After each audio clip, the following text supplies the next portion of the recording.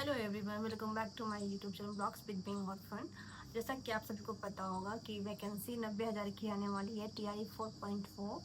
तो जो विद्यार्थी अब तक नहीं सीरियस हुए उनको सीरियस हो जाना चाहिए, क्योंकि ये आपके पास गोल्डन अपॉर्चुनिटी है अपनी मेहनत को अपने परिणाम बदलने के लिए। जैसा कि अखबार में दिया गया था कि जून के अंतिम सप्ताह में आवेदन होंगे एंड अगस्त में परीक्षा होगी और सितंबर में एग्ज़ाम ले लिए जाएंगे। तो ऐसा लगता है अभी मई चल रहा है, जून जुलाई मतलब 2 महीने में स्टेट का एग्ज़ाम लेना है एंड फिर बीपीएससी एग्ज़ाम लेना है एंड क्षमता का भी एग्ज़ाम लेना है। तो थोड़ा कन्फ्यूजन सा लगता है, लेकिन कोई नहीं, अभी इलेक्शन है तो एवरीथिंग इज़ पॉसिबल। लेकिन कोई बात नहीं, आपको अपने तरफ से अपनी मेहनत में कोई कोर कसर नहीं छोड़ना है, क्योंकि अगर वो चाहेंगे ना तो 20 से 25 दिन में भी सारा एग्ज़ाम ले करके फिनिश कर सकते हैं, जैसा कि TRE 3rd में देखने को मिला था। तो आपके पास बहुत कम समय है और इस समय को आपको पूरी तरह से यूटिलाइज करना चाहिए एंड पूरा फोकस्ड हो जाना चाहिए, क्योंकि अगर अब नहीं तो कब, है ना। फिर नेक्स्ट बहाली कब आएगी कोई नहीं जानता। वीडियो में मैं आपको बताऊंगी कि कैसे एक स्ट्रेटजी वाइज तैयारी किया जाए और कहाँ लोग कमी कर देते हैं, कहाँ लोग मिस्टेक कर देते हैं। क्योंकि मैंने भी तैयारी की है और मैं सिलेक्टेड भी हूँ, तो मुझे थोड़ा जो अनुभव मिला है मैं आपके साथ शेयर करूँगी। और मैं भी ये भी बताऊँगी कि मैंने कौन से बुक पढ़े थे और कौन से छोड़े थे, कौन सी टेस्ट लगाई थी, मैंने लास्ट तक कौन सा स्ट्रेटजी फॉलो किया था जिससे मैंने जो PRT कैंसिल हुए, जो सुप्रीम कोर्ट चला गया था केस, उसमें भी मेरे 80+ मार्क्स थे एंड फिर TRE 3rd में भी मैं सिलेक्टेड हूँ, उसमें भी मेरे 80+ मार्क्स हैं। ड्यूरिंग मैं उस टाइम भी मतलब दूसरे एग्ज़ाम का भी प्रिपरेशन कर रही थी, तो पार्ट टाइम मैंने कैसे तैयारी करके मैंने अच्छे स्कोर किए हैं, तो मैं आपके साथ साझा करूँगी। होपफुली कि आप लोगों को कुछ मदद मिले। स्ट्रेटजी पर जाने से पहले मैं थोड़ा सिलेबस का रिकैप दूँगी, क्योंकि जिन लोगों को नहीं पता और सिलेबस के बारे में उनको थोड़ा जानकारी मिल जाएगी। जैसा कि सिलेबस की बात करें तो 30 नंबर के आपके लैंग्वेज पेपर पूछे जाते हैं और फिर 120 नंबर के आपके GS पेपर होते हैं। 30 नंबर में आपको 9 नंबर क्वालिफाइंग लाना होता है। इसमें आपका मेरिट में कोई इसका योगदान नहीं रहेगा, डेट मीन्स इसका नंबर मेरिट लिस्ट में नहीं जोड़ा जाएगा। ठीक है, आप 30 में से 9 लाइए, 10 लाइए, 12 लाइए, 14 लाइए, लेकिन हाँ 9 लाना है, तभी आपके पेपर 2 चेक किए जाएंगे। 120 में आपको जितना मैक्सिमम मार्क्स उठानी है तो आप कोशिश कर सकते हैं। इस बार ऐसा लगता है कि इस बार की कट ऑफ जो रहने वाली है PRT की, कम से कम 80+, 81+ ही रहेगी यूआर की मैं बात कर रही हूँ। तो आप इस हिसाब से ही अपनी तैयारी को रखिएगा ताकि मैं इस कट ऑफ के रेंज में आ सकूँ। चलिए, ये तो बात हुई सिलेबस की। और आपके पास जो टाइम रहेगा वो 2.5 यानी कि आवर्स, यानी कि 2.5 घंटे रहेंगे, जो कि एनफ समय होते हैं। अगर आपने अच्छे से तैयारी की है तो दिस इज़ एनफ, कोई इशू नहीं आता है टाइमिंग का। बाकी नेगेटिव मार्किंग नहीं है तो फिर और सबके लिए बेहतर है ना। तो अब हम आते हैं स्ट्रैटेजी की, तो मैं कैसे स्ट्रैटेजी आपको फॉलो करना चाहिए। तो मैं बात करती हूँ पहले लैंग्वेज पेपर जो 30 मार्क्स के होते हैं, है ना। तो 30 मार्क्स में 22 मार्क्स हिंदी के होते हैं एंड 8 मार्क्स आप इंग्लिश का होता है। अब मैं बात करती हूँ इंग्लिश पेपर की, जो 8 मार्क्स के पूछे जाते हैं। जिन बच्चों के इंग्लिश अच्छा होगा उनके लिए तो कोई दिक्कत ही नहीं है। अब जिनको इंग्लिश बिल्कुल भी पता ही नहीं चलता है उनकी थोड़ी बहुत दिक्कत हो सकती है। तो आप थोड़े वर्ड मीनिंग तैयार कर लें, आर्टिकल देख लीजिए, पार्ट ऑफ स्पीच देख लीजिए एंड फिर कुछ पैसेज का प्रैक्टिस कर लीजिए। डेट्स इनफ, है ना। 8 में से आपके 5-6 तो बन ही जाने हैं, 5-6 अगर आपने अच्छे से मेहनत की तो, है ना। अब मैं बात करती हूँ हिंदी की। तो हिंदी में हिट टॉपिक जैसे समास, संधि, कारक एंड कुछ पैसेज, फिर स्त्रीलिंग, पुल्लिंग, है ना।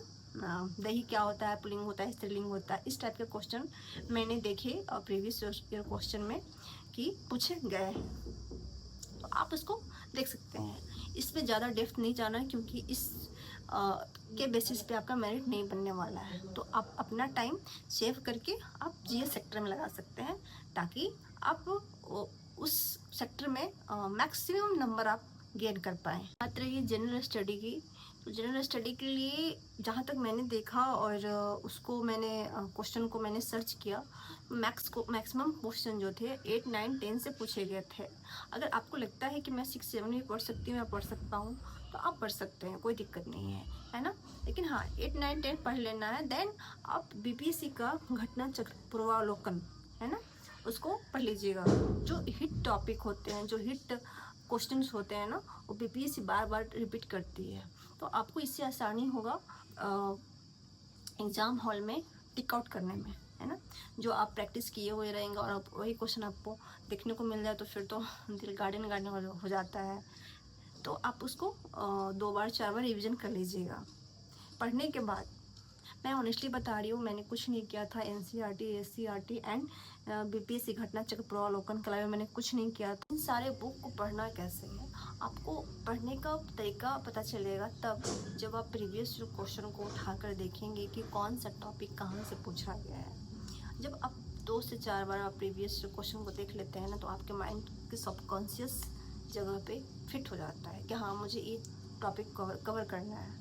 तो जब तक आप प्रीवियस क्वेश्चन से गो थ्रू नहीं होइएगा तब तक आपको आइडिया नहीं मिलेगा क्या पढ़ना है और क्या छोड़ना है। तो मैं हाईली रिकमेंड करूँगी पहले आप प्रीवियस क्वेश्चन को देखिए, देन आप एनसीईआरटी एससीईआरटी को फॉलो कीजिए। जब आपको लगता है कि मैंने कवर कर लिया है उस टॉपिक को, फिर आप बीपीएससी घटना चक्र पूर्वावलोकन को आप 2-4 बार लगा लीजिए।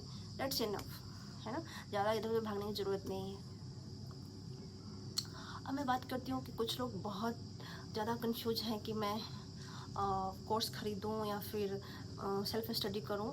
तो मुझे लगता है self study is the best. सबकी अपनी अपनी चॉइस हो सकती है। मैंने कोई कोर्स नहीं ख़रीदा था और मैं आपको हाईली रिकमेंड करूँगी कि अगर आप थोड़ा सा भी एवरेज हैं, आजकल यूट्यूब पे इतने अच्छे अच्छे कंटेंट हैं, इतने अच्छे अच्छे टीचर हैं जो मतलब उतना कोर्स वाला भी नहीं पढ़ा पाएगा। आप पैसा लगा के कोर्स परचेज कीजिएगा तो मुझे नहीं लगता उतना अच्छा पढ़ा पाएगा। जैसे मैं बात कर लूँ, अगर आपको मैथ पढ़ना है तो आप मैथ विद पवन राव के साथ पढ़ सकते हैं, बहुत अच्छे टीचर हैं। एंड फिर आपको रोजगार विद अंकित जो चैनल है उस पर आप मैथ पढ़ सकते हैं। अब अगर मैं रीजनिंग की बात करूँ तो फिर से रोजगार विद अंकित चैनल पे बहुत अच्छे अच्छे टीचर हैं जो पढ़ाए हैं, बहुत सारे टॉपिक कवर किए गए हैं। आप प्रीवियस क्वेश्चन से देख लीजिए कौन कौन सा टॉपिक पढ़ना है। अगर आप बोलेंगे तो हम वो टॉपिक पे एक वीडियो बना देंगे, है ना। तो आप इस तरह से मैथ रीजनिंग की तैयारी कर सकते हैं। रही बात जीएस की, तो जीएस में ज्योग्राफी के लिए टारगेट विद आलोक एक चैनल है, बहुत अच्छे से पढ़ाते हैं, आप उनसे मदद ले सकते हैं। आफ्टर मॉडर्न हिस्ट्री की बात करूं तो बहुत सारे कंपाइलेशन हैं, तो आप उसको एक रिकैप ले सकते हैं। इस तरह से बहुत सारे चैनल हैं जो बहुत अच्छे अच्छे कंटेंट प्रोवाइड किए हैं। आप उनकी हेल्प ले करके आप अपनी तैयारी को एक धार दे सकते हैं। कोर्स परचेज करने पे भी आपको ही मेहनत करनी है। ऐसा नहीं कि आपके कोर्स वाले आपके बदले मेहनत कर देंगे, आपके बदले याद कर लेंगे, पढ़ लेंगे। पढ़ना तो आप ही को है, तो फिर क्यों परेशान रहना कि कब कौन लाइव हो रहा है, कब कौन सिलेबस पहले ख़त्म कर रहा है। आप अपने अकॉर्डिंग अपनी क्षमता देख लीजिए कि मैं क्या जानता हूँ और क्या नहीं जानता हूँ। जो जानता हूँ उस अच्छी बात है, जो नहीं जानता हूँ उस पर आप काम करिए, ठीक है।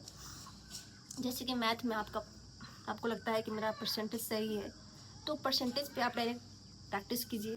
प्रैक्टिस के लिए मैं आपको बुक बता देती हूँ, राकेश यादव का बहुत अच्छी बुक है, आप उससे कर लीजिएगा तो कहीं से भी आपका क्वेश्चन नहीं छूटेगा। मैं तो इसी से की थी और मेरा एक भी क्वेश्चन मैथ में गलत नहीं हुआ था।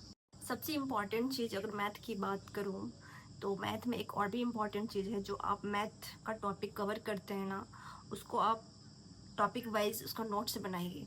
इवन सब सब्जेक्ट का नोट्स बनाइए, है ना। वो मतलब बहुत काम करेगी। जब आपका एग्ज़ाम का डेट रहेगा, आप उसके 2 दिन पहले अगर रिवीजन ले लेते हैं तो ट्रस्ट में आपके 4 से 5 नंबर बढ़ने वाले हैं। तो ये तो बिल्कुल मत भूलिएगा, हर सब्जेक्ट का नोट्स बनाना है और उसको प्रतिदिन रिवाइज करना है। ये बहुत काम का चीज़ है और बहुत बहुत ये काम करता है, ट्रस्ट में। जब आपके आखिर के दिन बचे ना तो आप उसमें टेस्टेज लगा सकते हैं। जैसे 10-15 दिन बचे तो आप उसमें टेस्टेज लगाइए, बहुत काम करता है। आपके 4 से 5 नंबर इंक्रीज हो जाएंगे, जो कि बहुत मैटर करता है। मैंने इससे ज़्यादा कुछ नहीं किया था और मैं बहुत ज़्यादा मैं आपको नहीं बताऊंगी, ये वो बहुत ज़्यादा हौच-पच हो जाएगा, ऐसा है भी नहीं। मैंने इसमें बहुत ऑनेस्टली रिव्यू दिया है। सफलता का कोई शॉर्टकट नहीं होता, आप मेहनत कीजिए। बहुत लोग कहेंगे 10 दिन में, 15 दिन में, 1 महीना में सब कुछ तैयार हो जाता है, ऐसा नहीं है। सब कुछ जादू मंत्र नहीं है, ना कोई जादुई छड़ी है जो घुमा देंगे और सब कुछ हो जाएगा।